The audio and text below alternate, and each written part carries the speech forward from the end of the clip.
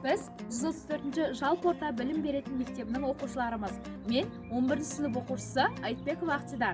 Мен 8 Б сынып оқушысы Сұлтан Ағарке.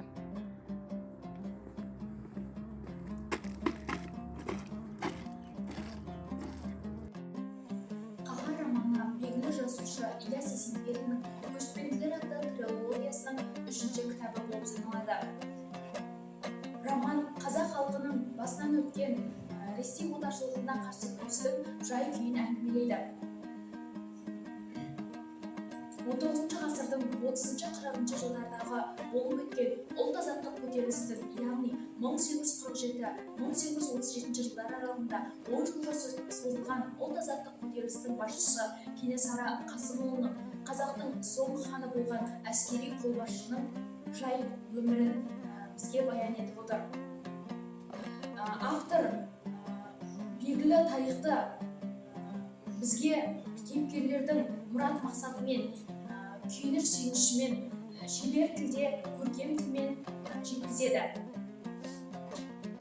Шығарма арқылы біз Кенесарының қазақ халқының тәуелсіздігі үшін жан аямай күрескенін біле аламыз. Яғни ол қасық қаны қалғанша өзіне қарсы шыққан, тәуелсіздік үшін күресуге қарсы болған сұлтандарға, Ресей отаршылдығына қарсы күреседі. Әсіресе бұл кітапта маған қатты әсер еткен жері бұл Кенесары мен Жүсіптің арасындағы әңгіме. Жүсіп Кенесарға сен елді қалай билемекшісің деген кезде, Ресей империясы тұрғанда сен осы қазақ халқына шамам жетеді деп ойлайсың ба деп Жүсіп Кенесарыға қарсы шыққанда, Кенесары бойындағы сабырлығын ұмытып, көзі қанға толып мына бір сөзді айтқан еді. Ресей империясы үлкен бір көл десек, біз соған құятын жай ғана бір мөлдір бұлақпыз. Ал сол мөлдір бұлақ дарияға келіп құйғанда несі қалады? Ештеңеміз қалмайды. Дария суы ащы болса, бұлақ суы да ащы болады.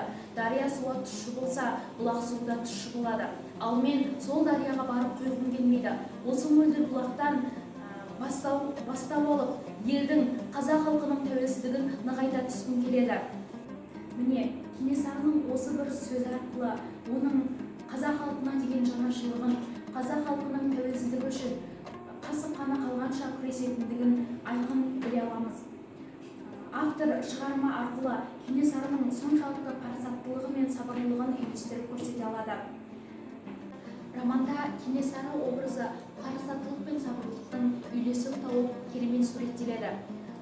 Кенесарының қаталдығы, дұшпандарының оған бірігіп тұзақ құруы, халық басынан қаншалықты қиыншылық өтсе де ханның сауы суға кетпей, сол халықты тәуелсіздікке жеткізсем деген бір жүрек түкпіріндегі арманы оның алға қарай жылжуына себепкер болады. Кенесары соншалықты ерлік көрсете білсе де, оның жанындағы жолдастарын да айта кетпеуге болмас.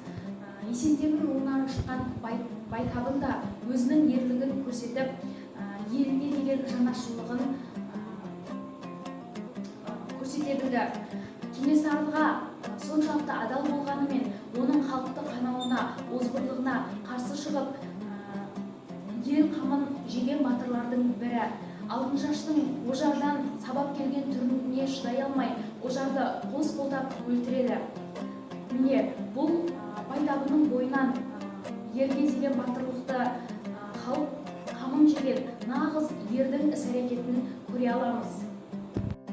Бұл оқиға 19 ғасырдың 30-40 жылдарындағы оқиғаны суреттейді. Бұл жерде Ожар өз еліне сатқындық жасайды. Ол өз еліне ғана сатқындық жасамай, бір бүтін қазақ еліне арасына іріткі салады. Осы Ожардың арқасында қазақ халқы қиыншылықтан бас көтере алмайды. Ол қиыншылықты көрген кезде олар көшіп-қонып жүреді. Осы кезеңде көшіп-қонып жүрген кезінде ол Сейтенді ұстап береді. Сейтенді ұстап берген кезде ол Сейтеннің жек көрінішін сезініп тұрады. Ал Сейтен оны досындай көрді. Бірақтан Ожар онымен қоймастан өз елінде ұстап берді.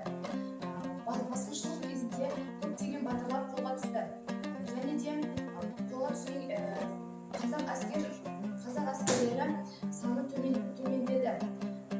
Осы басқыншылық кезінде қазақ арасынан бір қария шығып сөйледі. Ол тілмашпен сөзге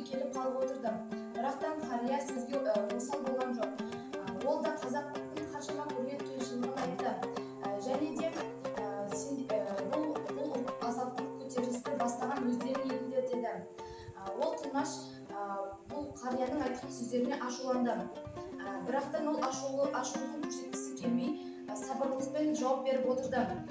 Ол сөйлеген кезде бүткіл қазақ елінің көрген қиыншылықтары Тілмаштың өзіне келгендей болды. Бірақтан ол Тілмашқа бәрібір болған еді. Сейтен қолға түскен кезде оның алдына Ожар барып өзінің ұстап бергеніне қатты өкінді. Бірақтан ол Ақпатшаға барлығын жеткізіп отырған болатын. Сейтен Ожардың екеуміз қаншама дос болған едік, мен сені талай өлімнен құтқарып қалған едім деп бүткіл оқиғаны айтады. Бірақтан Ожар оған жауап бере алмады. Тағы да біраз кідірістен кейін Сейтен қайтадан бастады. Сен менің кішкентай кезімнен бала досымсың, бірақтан сен маған сатқыншылық жасадың. Екеуміз есіңде ме? Талай бірге дос болып жүрген едік деп сөзін аяқтады. Біраз үзіліс болды. Бұны тыңдап тұрған Ожар кішкене ғана жымиды да сөзін енді бастамақшы еді. Сейтен оның сөзін бөліп жіберді.